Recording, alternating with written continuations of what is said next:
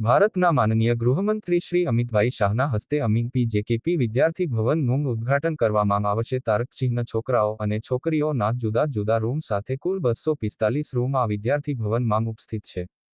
અમદાવાદ માંગ શ્રી કડવા પાટીદાર મહામંડળ બોર્ડિંગ માંગ રહેતા કેટલાક વિદ્યાર્થીઓ અભ્યાસ માટે તેમને પડતી અડચણો દૂર કરવા માટે એક સારી રહેવા જમવાની સગવડ આપતી સંસ્કારી બોર્ડિંગ ઊભી કરવાનો પ્રશ્ન. કડી તાલુકાના ડરણ માંગ શ્રી રામચંદ્ર જમનાદાસ અમીનના પ્રમુખપદે યોજાયેલી શ્રી કડવા પાટીદાર પરિષદ માંગ મુક્યો અને કાર્ય આગળ વધ્યું. 2016 થી શ્રી સતીશભાઈ પટેલના પ્રમુખપદે વિઝન 2020 પ્રોજેક્ટનું આહવાન કરવામાં આવ્યું. ત્યારબાદ સતીશભાઈની ટીમના પ્રયત્નોથી વિકાસ આગળ વધ્યો. પ્રમુખશ્રીના ઉચ્ચ અને આધુનિક વિચારોના કારણે જૂના ભવનની જગ્યાએ અદ્યતન સુવિધાઓ માંગથી સજ્જ નવા બિલ્ડિંગ વિઝન 2020 પ્રોજેક્ટનું નિર્માણ શરૂ થયું, જેના માટે પ્રમુખશ્રીએ સમાજના દાતાશ્રીઓનો સંપર્ક કર્યો અને વખતો વખત જરૂરી દાન મેળવીને 245 રૂમો સાથે ના 2 અદ્યતન બિલ્ડિંગનું નિર્માણ પૂર્ણ થયું. અમીન પીજેકેપી વિદ્યાર્થી ભવનના પ્રમુખ શ્રી સતીશભાઈ પટેલ એ જણાવ્યું કે તારકચિહ્ન આ અમારી સંસ્થા માટે ખૂબ જ ગર્વની વાત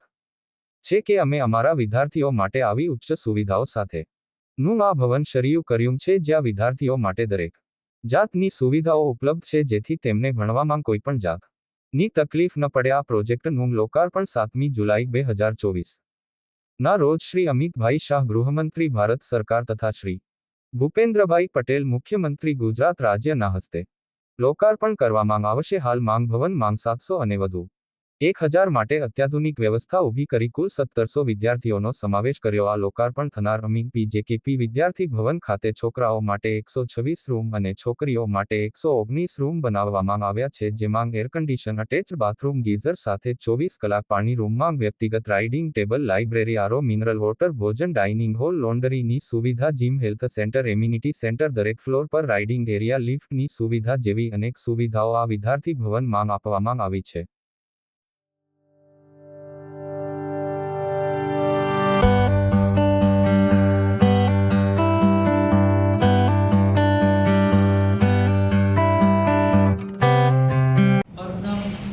સતીશભાઈ ડાયાભાઈ પટેલ, અમીન પીજેકેપી વિદ્યાર્થી ભવન, હાલમાં હું પ્રમુખ છું અહીંયા. અને આ સંસ્થા આજે સારા કામ કરી રહી છે.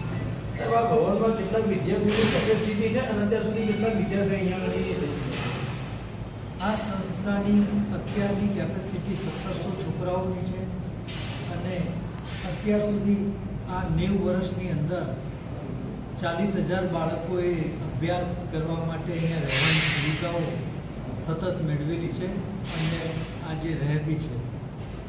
રહેવાની સુવિધાઓમાં કેવા રીતના પ્રકારના ચાર્જીસ કરવામાં આવે છે?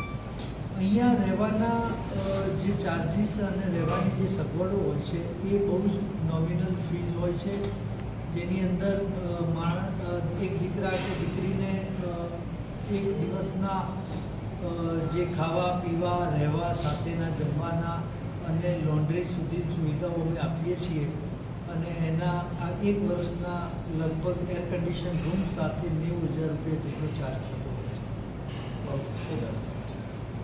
કિરીટભાઈ ડાયાભાઈ પટેલ, અહીંયા કેપી વિદ્યાર્થી ભવનમાં ટ્રસ્ટી છું. ખાસ કરીને એક તો આ સંસ્થાનો તમે પરિચય આપો તો આ સંસ્થા ક્યારથી શરૂઆત થઈ અને દીકરીઓની સુરક્ષાની શું ધ્યાનમાં રાખી? વર્ષો પહેલાં વડવાઓએ આ એક સપનું સેવ્યું હતું.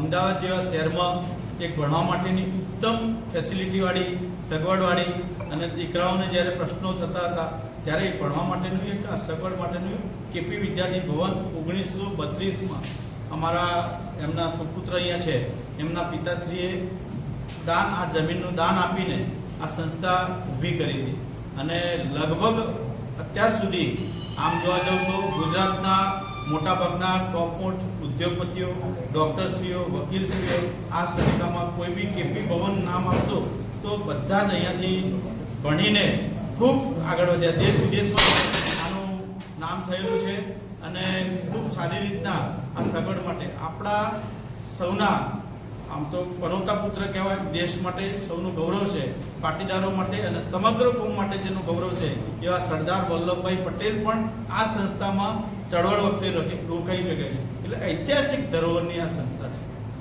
ખાસ કરીને દીકરીઓની સિક્યુરિટી બાબતમાં કેવી રીતે?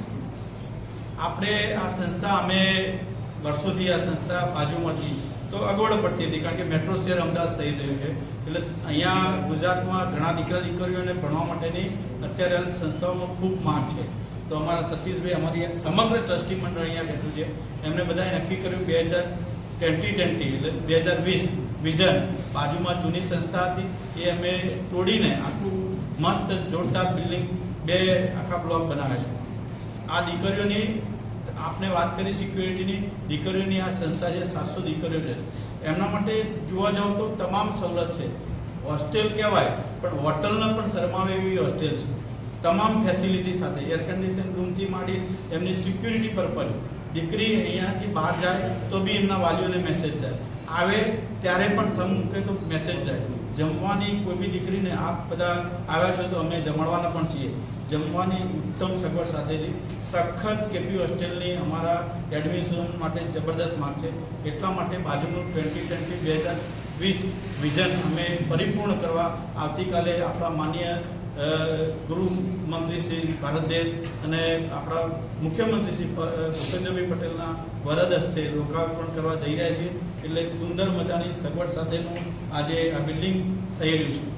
આપણા ડૉક્ટર શ્રી અમારા નવા બિલ્ડિંગના દાતાશ્રી છે, એમના પણ મુખ્ય દાતાના અનુસંધાને લઈને આ બિલ્ડિંગ ઊભા થવા જઈ રહ્યું છે. ખાસ કરીને પાટીદાર સમાજના જે દીકરા દીકરીઓને આપણા દીકરી સર્વ સમાજ આમ જોવા જાવ તો હવે તો માંગ કેવું છે કે પહેલાં પાટીદારોની વાત હતી પણ હવે દરેક દીકરા દીકરીઓ એજ્યુકેશનમાં આવી છે. એટલે ભણવા માટેની જ્યારે બધું જ અમારું પરિપૂર્ણ થઈ જાય સંસ્થામાં જગ્યા હોય તો અમે એવું કોઈ ના જાતની વિચારો સિવાય પર રહીને ગુજરાતનું શિક્ષણ વધે, ભારત દેશનું શિક્ષણ વધે એવું અમારા બધા ટ્રસ્ટીઓ સતીશભાઈ પ્રમુખશ્રી અમારા વડીલોશ્રીને એક ઈચ્છા છે કે બધા જ ગુજરાતનું એક ખરેખર એજ્યુકેશન સુધીને દેશનો વિકાસ થાય એ અમે સૌએ નક્કી